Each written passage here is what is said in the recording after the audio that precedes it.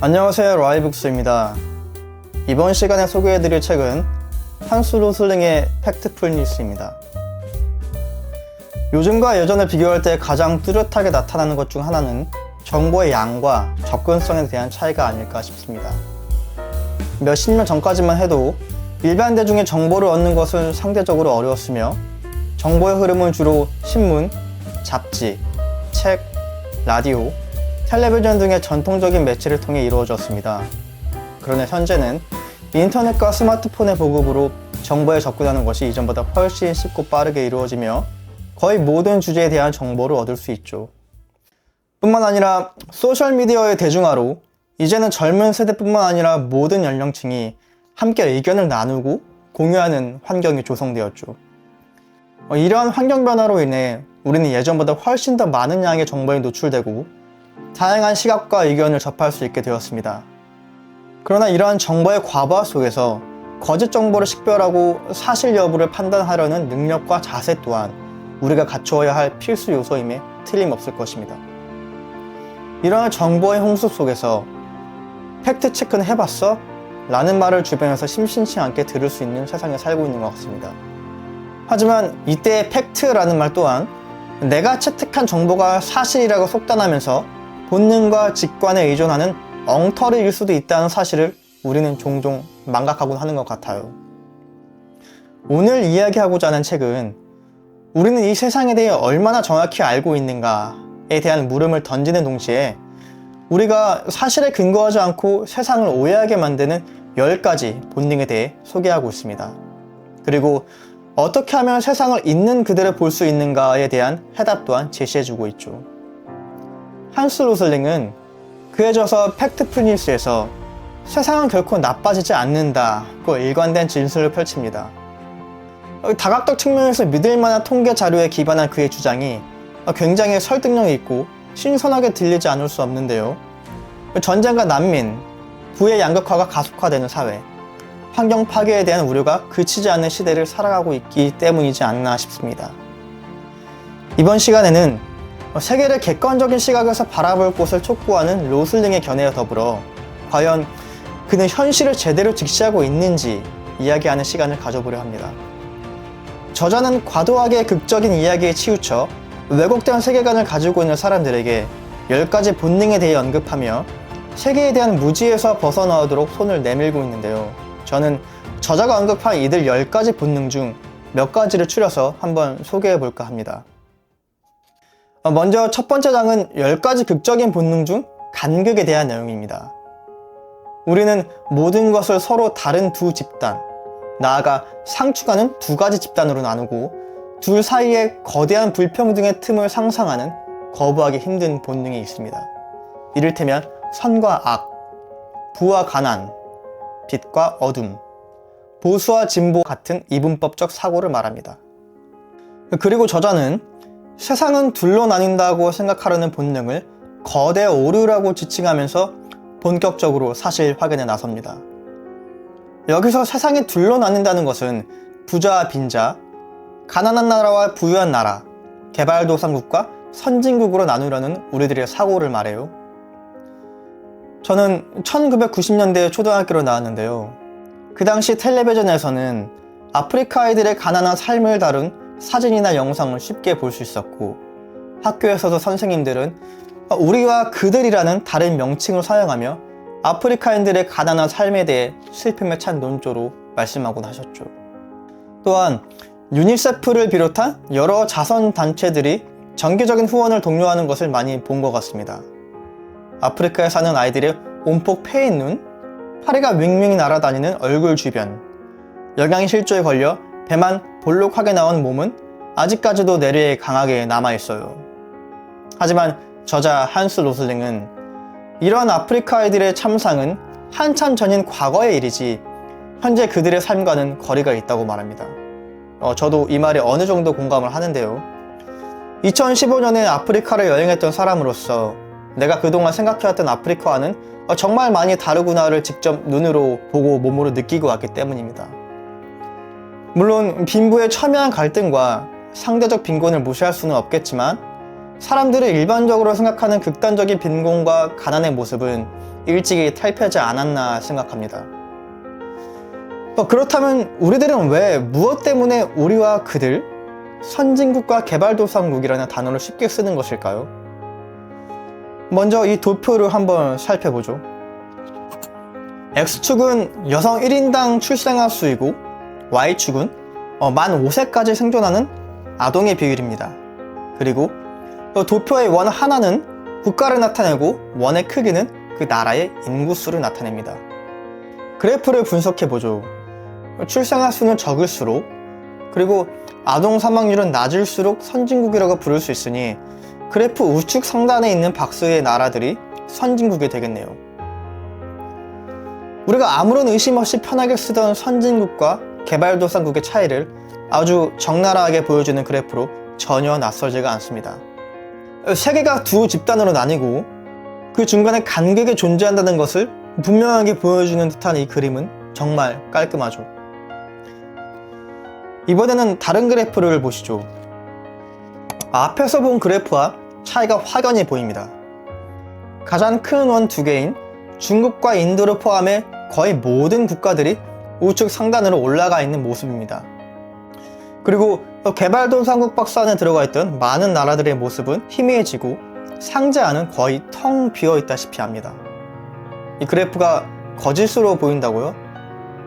충분히 그렇게 느껴지실 만합니다.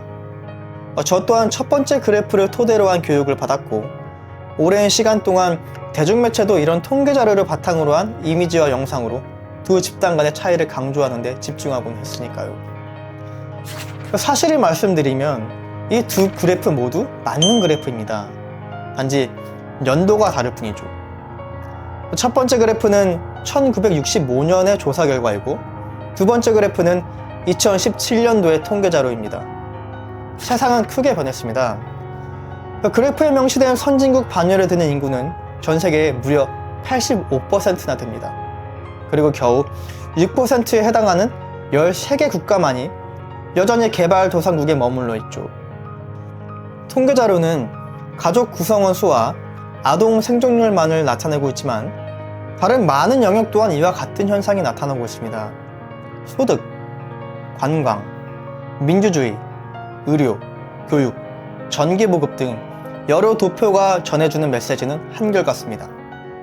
즉, 세상은 예전과 같이 둘로 나뉘지 않는다는 사실이죠. 오늘날에는 75%에 이르는 대다수의 사람이 중간 소득 국가에 삽니다. 그리고 이들 중간 소득 국가와 고소득 국가를 합치면 전체 인류의 91%에 해당하며 이들 대부분은 세계 시장에 골고루 편제되어 있죠.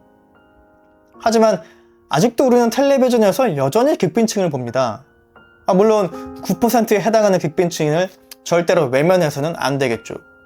하지만 저자가 말하고자 하는 요점은 둘로 나뉜 세계에서 다수가 비참하고 결핍된 상태로 살아간다는 것은 착각이자 오해일 뿐이라는 것입니다.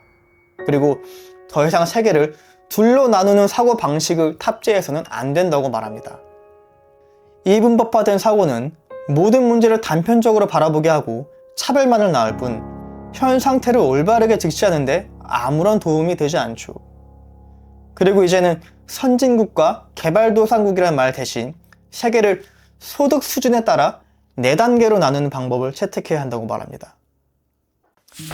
이렇게 4단계로 나누어진 소득 수준 통계를 보면 하루에 1달러로 살아가는 사람들은 약 10억 명이라는 것을 알 수 있습니다. 하루 1달러의 삶이란 몇 시간을 맨발로 걸으면 물을 길어오고 아이들은 땔감을 주워오고 몇 끼 먹는 식사란 거무스름한 죽이 다인 극도의 가난한 삶이죠. 이제 소득 수준이 4배가 되어 2단계의 삶으로 올라서면 드디어 자전거를 타고 물을 길어올 수 있게 됩니다. 그리고 돈을 조금 모아 아이들에게 신발과 가방을 사줄 수 있고 아이들은 드디어 학교에도 갈 수 있습니다. 이때부터는 전기도 공급받아 전등을 켜놓고 숙제도 할 수 있습니다. 하지만 아직도 불안하기는 마찬가지입니다. 혹시 어디가 아프기라도 하면 모아놓았던 돈을 다 써서 약을 사야 하고 그러면 다시 1단계 삶으로 추락하게 되니까요. 한국전쟁 직후 우리나라의 모습이 바로 1단계에서 2단계가 될 것 같네요. 2단계에서 소득 수준이 4배가 되면 이제 3단계로 레벨업 할 수 있게 됩니다. 이제는 자전거 대신 오토바이를 타고 다니는 사람들이 생겼고, 도시에는 수도가 설치되죠.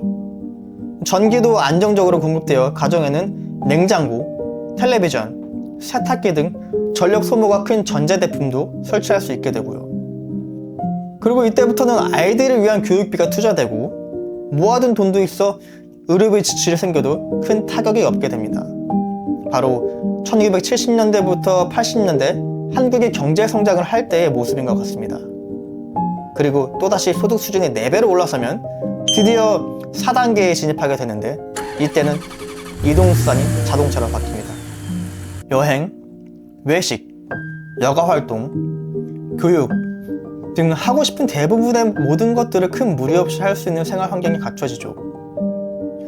오늘날의 10억 명의 인구가 이런 삶을 살고 있고, 아마 이 책을 읽고 제 영상을 시청하고 계신 분들이라면 4단계의 삶을 살고 계실 것이라고 확신합니다.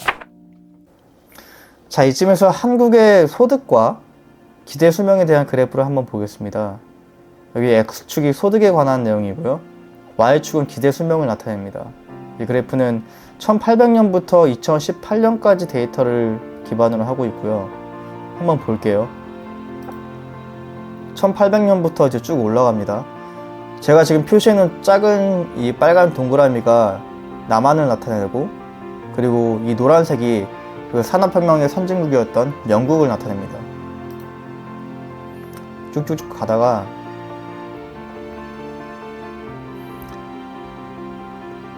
정말 한국이랑 영국이랑 격차가 컸죠. 1900년에 들어서고, 자, 여기 이제 1917년 정말 중요한 해가 있습니다. 1917년이 되면은 전체적으로 전 세계의 기대 수명이 절반 정도로 완전히 급감을 하게 됩니다. 1차 세계대전이 격렬히 진행되고 있었던 해이고, 러시아에서는 혁명이 2차례나 발생을 하죠. 그리고 17년이 되면 미국이 고립주의를 폐기하고 제1차 세계대전에 참전하게 되는 해입니다. 그래서 그런지 전 세계적으로 모든 나라들의 기대 수명이 절반 가까이 떨어지게 됩니다. 다시 진행해 볼게요. 이때쯤 되면 이제 한국은 일제강점기라고 보시면 됩니다. 자, 여기 또 중요한 해가 나왔습니다. 1944년, 우리나라 광복 바로 직전의 해이죠. 그리고 45년, 민족적으로는 정말 기쁨의 해이었을지언정 경제적으로는 굉장히 힘든 해였다고 할 수 있습니다. 왜냐하면 광복 직후 가장 큰 변화 중 하나는 미군의 진주와 일본군, 그리고 일본 민간인들의 철수였는데요. 이로 인해서 한국은 여러 가지 경제적 혼란에 빠지게 됩니다. 먼저 화폐 유통 문제에서 그동안 전적으로 일본인들이 조선은행의 화폐 발행을 지휘했고, 전쟁 자금 등의 명분으로 과도하게 발행한 화폐가 광복 후 인플레이션 문제를 크게 발생시켰죠. 또한 귀환 동포 문제로 인해 한국 내 식량 사정이 악화되었고, 생산 활동 면에서도 문제가 있었습니다. 공장 수와 노무자 수가 감소하여 대규모 실업이 발생하기도 하였고요. 우리나라는 광복을 했음에도 불구하고 소득은 다시 처음부터 출발하게 되는 해인 거죠. 그리고 1950년에 뭐가 있었죠? 한국 전쟁이 발발합니다. 전쟁이 발발하니까 당연히 남자들이 죽죠. 자, 그렇게 쭉쭉쭉 올라가다가 1990년이 지나고 2000년이 지나면서 영국을 거의 따라잡습니다. 이게 한국의 성장 그래프였습니다. 인류의 역사는 지역과 인종에 관계없이 모두 1단계에서 출발했습니다.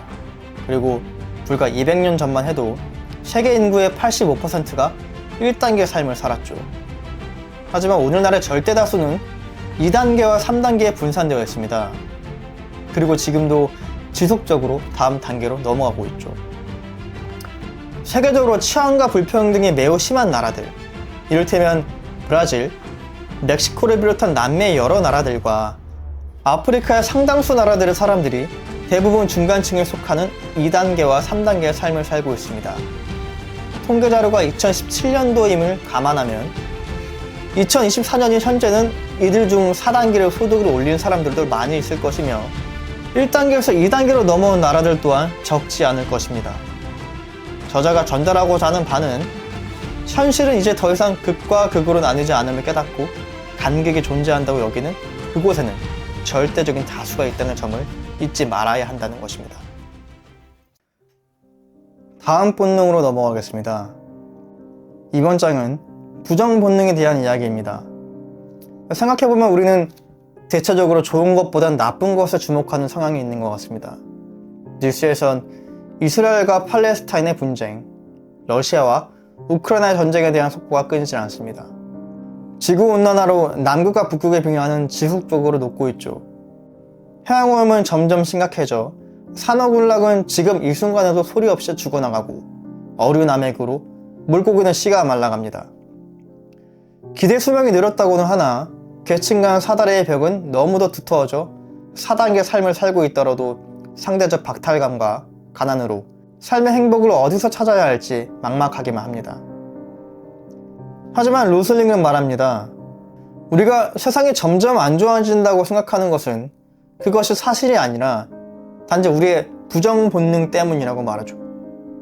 그리고 우리가 이렇게 좋은 것보다 나쁜 것에 주목하는 것에는 3가지 원인이 작용한다고 합니다. 그리고 그중 첫 번째 원인으로 과거의 기억을 미화하려는 우리의 습성을 지목합니다. 살다 보면 종종 어른들로부터 이런 말을 자주 듣게 되는 것 같습니다. 예전이 좋았다. 뭐 굳이 이런 말이 아니더라도 우리는 과거 유년 시절을 회상하며 향수에 젖어들곤 하죠. 사실 과거의 고난과 고통을 잊고 좋은 것들만을 기억하려는 본능이 없다면 아마 우리는 삶을 살아가는데 지금보다 더 힘이 들지도 모릅니다. 맞아요. 고통을 무의식 속에 가두며 기억에서 삭제시키거나 왜곡시키려는 우리의 이러한 방어 기제를 적절히 사용할 줄도 알아야 삶이 한결 편안해지는 것도 사실이죠. 하지만 객관적 사실에 기반한 것이 아닌 자신의 주관적인 느낌이나 생각에만 의존하며 과거를 장밋빛으로만 기억하려는 것은 현실을 제대로 파악하는데 전혀 도움이 되지 않을 겁니다. 두 번째는 언론과 매체의 편파적이고 선별적인 사건 보도가 우리의 부정 본능을 자극시킨다고 말하고 있습니다. 과거에 비교해 언론의 자유가 커지고 첨단 기술의 발달 덕분에 우리는 그 어느 때보다도 세계 각지의 많고 다양한 소식을 접할 수 있게 되었죠. 언론이 통제되고 기술이 발달하지 않았던 과거에는 유럽인이 아메리카 대륙에서 원주민을 대량 학살하고 마녀 사냥으로 수많은 무고한 사람들이 화형에 처했다는 사실이 뉴스에 나오지 않았습니다. 과거에 유럽 전역에 퍼졌던 흑사병, 아일랜드 대기근, 중국의 천안문 사태에 대해서도 우리는 까맣게 모르고 있었죠. 과거 어떤 종 전체 또는 생태계가 파괴되고 멸종되었을 때 그 누구도 사실을 알거나 관심을 갖지 않았습니다. 인류의 발전과 더불어 우리는 고통을 감지하는 능력 또한 놀랍도록 개선되었죠. 그리고 뉴스에서는 매번 끔찍한 사건이 벌어질 때마다 위기라며 끊임없이 경각심을 불러일으킵니다. 하지만 정말 세계에는 나쁜 일들만 벌어지고 있을까요? 과거와 비교해 아동 사망률이 크게 감소하고 결핵 사망이 줄어들고 사람들의 문해율이 비약적으로 높아졌다는 긍정적인 변화는 뉴스에 전혀 나오지 않습니다. 인터넷과 기술이 발달할수록 사람들의 주의를 끌려는 언론의 특성상 극적 상황에 의존하려 하고 부정적이고 디스토피아적인 화제거리는 긍정적인 이야기보다 더 자극적이죠. 어떻게 생각하시나요? 이분의 말씀에 얼마나 공감하시나요? 정말 우리가 부정 본능에 사로잡혀 세상을 제대로 보지 못하는지 수치화된 통계 자료를 한번 살펴보죠. 먼저 줄어드는 나쁜 것에는 무엇이 있나 한번 살펴보죠. 아동 사망, 기름 유출, 재난 사망, 오존층 파괴, 합법적 노예제, 항공기 사고로 인한 사망 등이 포함됩니다.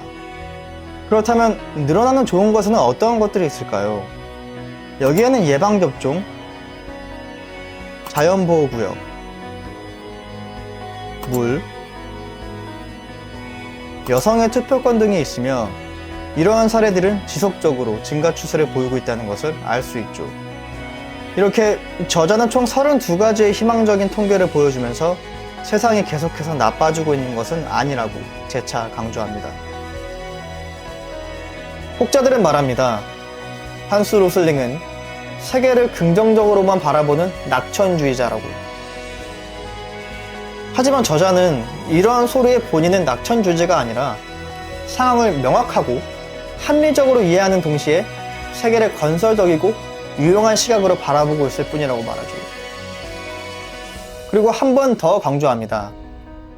지금 우리가 처해 있는 상황이 좋다라고 말하는 것이 아닌 상황은 나쁘면서 동시에 나아지고 있기도 하고 나아지고 있지만 동시에 나쁘기도 하다라고 말입니다. 즉, 상황이 나쁜 것과 나아지는 것 중 하나를 선택하는 것이 아닌 그래도 세상은 점점 더 나아진다는 사실을 인지하자는 말이죠. 다음으로 얘기해볼 주제는 운명입니다. 운명 본능이란 타고난 특성이 사람, 국가, 종교, 문화의 운명을 결정한다는 생각인데요.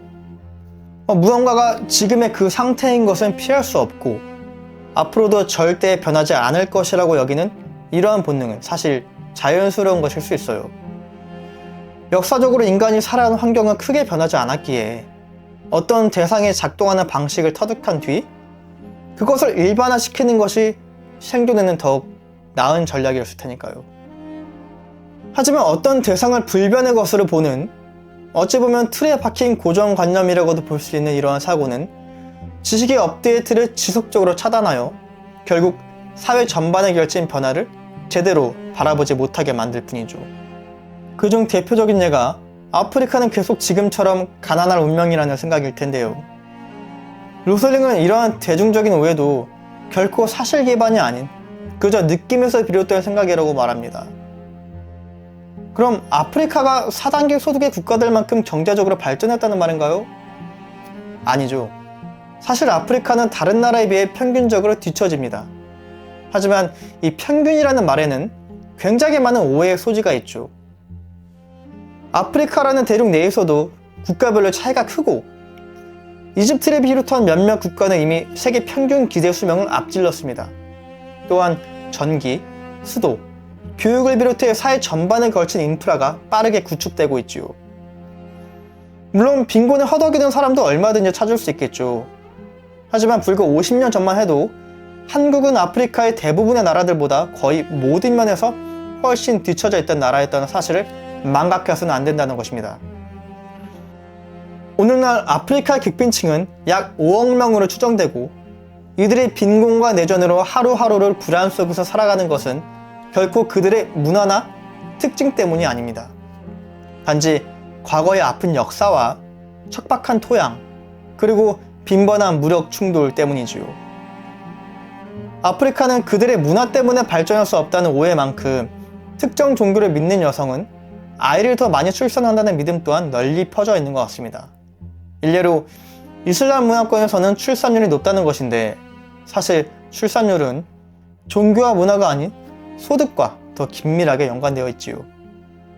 그래프를 보면 오늘날 이슬람 사회의 여성은 아이를 평균 3.1명, 그리고 기독교 사회에서는 2.7명을 낳습니다. 이는 종교와 출생률에는 별다른 상관관계가 없다는 뜻이죠. 다시 말해 어떤 가치나 행동은 특정 문화나 국가, 종교에 얽매이지 않고 언제든지 변할 수 있다는 말입니다. 그리고 이분은 어떤 사안에 있어 해결책은 오직 하나만 존재한다고 생각하려는 성향을 가리켜 단일 관점 본능이라고 말합니다. 이를 해결하기 위해서는 나와 생각이 다른 사람에게 내 생각을 점검하게 하고 내 생각의 허점을 찾는 것을 게을리하지 말아야 한다고 말합니다. 그리고 문제를 유토피아적 시각으로 바라보려는 단순한 생각과 단순한 해결책을 조심하라고 말하고 있어요. 한국을 예로 들고 있어서 그냥 지나칠 수 없었습니다. 많은 사람들은 민주주의가 국가를 운영하는 최선의 길이라고 굳게 믿고 있습니다. 하지만 그 증거, 그러니까 우리나라의 발전을 본다면 꼭 그렇지도 않다는 것이 로슬링의 주장이죠. 경제와 사회가 크게 발전한 나라들은 보통 자유민주주의 이념에 발달하고 그 이념 아래 평화적으로 경제 성장을 일으켰다는 것이 일반적인 통념일 것입니다.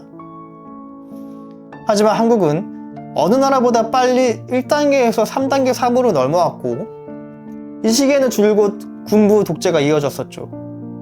한국뿐만이 아니죠. 중국, 베트남, 인도네시아를 비롯해 2010년부터 빠른 경제 성장을 보이고 있는 나라들 대부분이 민주주의 지수가 높다고 할 수 없습니다. 이렇듯 경제 성장과 보건의료 발전에 민주주의가 고정불변의 수단이라고 주장하는 것은 현실을 너무도 단순하게 바라보는 것일 수 있다는 것이 저자의 주장입니다. 즉, 이것이면 이것, 저것이면 저것이라고 단순하게 선택하는 게 아닌 상황에 따라 유연한 판단과 대처법을 강구해야 한다는 말이 되겠습니다. 한스 로슬링은 마지막 10번째 본능인 다급한 본능을 조심하라고 경고하면서 이야기를 마무리 짓습니다. 더불어 우리가 정말로 걱정해야 할 세계적 위험 5가지는 유행병, 금융위기, 세계대전, 기후변화, 그리고 극도의 빈곤이라는 사실을 알고 분석적 사고를 통해 하나씩 해결해 나가야 한다고 말하고 있습니다. 또한 무엇보다 겸손과 호기심의 중요성을 강조하는데요. 여기서 겸손이란 본능으로 사실을 올바르게 파악하는 것이 얼마나 어려운지 아는 것이고 지식의 한계를 솔직하게 인정하는 것을 말합니다. 소크라테스가 실천한 무지의 질을 깨닫고 내 지식과 세계관을 꾸준히 업데이트할 수 있는 소양을 길러야 하겠습니다. 그리고 호기심이란 나의 가치관과 관점에 들어맞지 않는 정보라 할지라도 그것이 사실이라면 스스럼 없이 받아들이고 이해하려는 모든 노력을 말합니다. 진실을 발견하고 이해하기 위해서는 때로는 편견이나 선입견을 벗어내야 하기 마련이죠. 호기심은 이러한 열린 마음과 탐구 정신을 토대로 새로운 지식과 경험을 쌓는 데 도움이 됩니다. 여기까지 한스 로슬링의 팩트 플리스에 대한 내용을 알아보았습니다. 어떻게 들으셨나요? 저자는 그의 주장을 뒷받침하기 위해 다양한 통계 자료와 수치화된 도표 및 시각 자료를 사용하여 독자들이 쉽게 이해할 수 있도록 안내합니다. 그와 더불어 우리가 현실을 왜곡하여 바라보게 만드는 10가지 본능을 제시하여 이들 각각에 대한 해결 방안을 제시합니다. 그가 제시하는 10가지 본능은 각각 다르지만 여기에는 한 가지 공통점이 있는 듯합니다. 바로 항상 비판적 사고를 유지하고 정보를 검토하는 것이라 할 수 있겠는데요. 보여지는 데이터가 숨기고 있는 진실, 전문가라 자칭하는 자들의 한계, 쉽게 단정 지으려는 경향, 양극단으로 치우친 흑백 논리 등과 같이 현실을 왜곡하는 극적인 세계관을 극복하고 더욱 명확하고 균형 있는 판단을 내리는 것을 목표로 합니다. 맞아요. 작가의 말대로 우리는 종종 세계를 단편적이고 부정적인 시각으로 바라보곤 하는 것 같습니다. 하지만 책을 한 번 읽고 그리고 또 몇 차례 더 읽고 검토하다 보니 몇 가지 의문점이 생기더라고요. 이는 모두 로슬링이 말한 보여지는 데이터를 그대로 믿지 말고 쉽게 단정 짓지 말아라, 항상 비판적인 시각을 가져라는 말로 또 귀결될 수도 있을 것 같은데요. 그가 제시한 데이터를 보면 하나같이 세계가 나아지고 있다는 긍정적인 변화들 뿐입니다. 책에서 그의 스탠스는 한결같습니다. 지금 당장 우리가 처해 있는 상황이 좋지 않을 수도 있지만 그럼에도 불구하고 상황은 조금씩 나아지고 있다. 일단 저는 이 말에 전적으로 동의하지는 않습니다. 그렇다고 세계가 고통으로 가득 차 있고 인류의 미래가 참담할 것이라고 바라보지도 않습니다. 그가 제시한 데이터를 보고 희망과 긍정적 에너지를 얻을 수는 있겠지만 뭔가 석연치 않고 찜찜한 느낌 또한 동시에 들더라고요.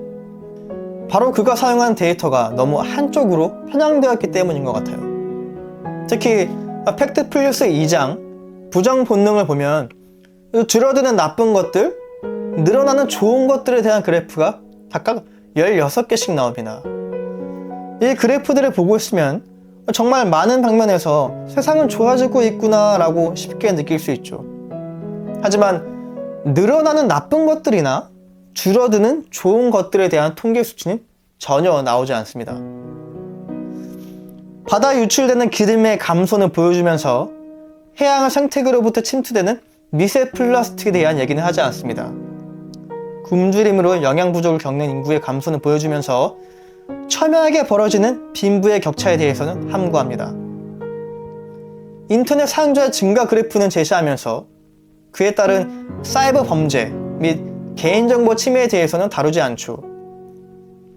관찰 대상종과 자연보호구역이 차지하는 비율 증가에 대한 통계 자료는 보여주지만 전체 생물종의 다양성 감소에 대한 자료는 보여주지 않습니다. 그리고 갈수록 늘어나는 비만과 우울증에 대한 수치도 보여주지 않죠. 선별적 보도를 하는 언론의 적대적인 그의 입장과는 달리 정작 그 자신은 세계의 긍정적인 변화에만 초점을 맞추고 있습니다. 저는 이러한 부정적인 변화들에 대해 그가 모른다고 생각하지는 않아요. 다만 그의 책 집필 의도와 맞지 않는 부분들이기 때문에 의도적으로 데이터를 숨기지 않았나 생각합니다. 하지만 일부 데이터를 강조하고 다른 데이터를 무시하는 것은 결코 자신의 주장을 공고히 하는 데 도움이 되지 않겠죠. 사실 이런 점에서 이 책에 대해 비판하는 여론들도 많이 형성되었고요. 저자가 던진 긍정적인 변화들만을 소개하는 것 대신 현실적으로 나빠지고 있는 사안들에 대한 소개 또한 보다 적극적으로 보여주면서 자신의 의견을 피력하였다면 좀 더 좋지 않았을까 하는 아쉬움이 있습니다. 세상의 변화에 대한 낙관론자들과 비관론자들의 대립은 아직도 뜨겁다고 생각됩니다. 일반적으로 인류의 미래를 긍정적으로 바라보는 사람들은 주로 이과 분야에서 나온 경우가 많으며 반면에 비관적인 입장을 취하는 사람들은 보통 문과 분야에서 나온 경우가 많은 것 같습니다.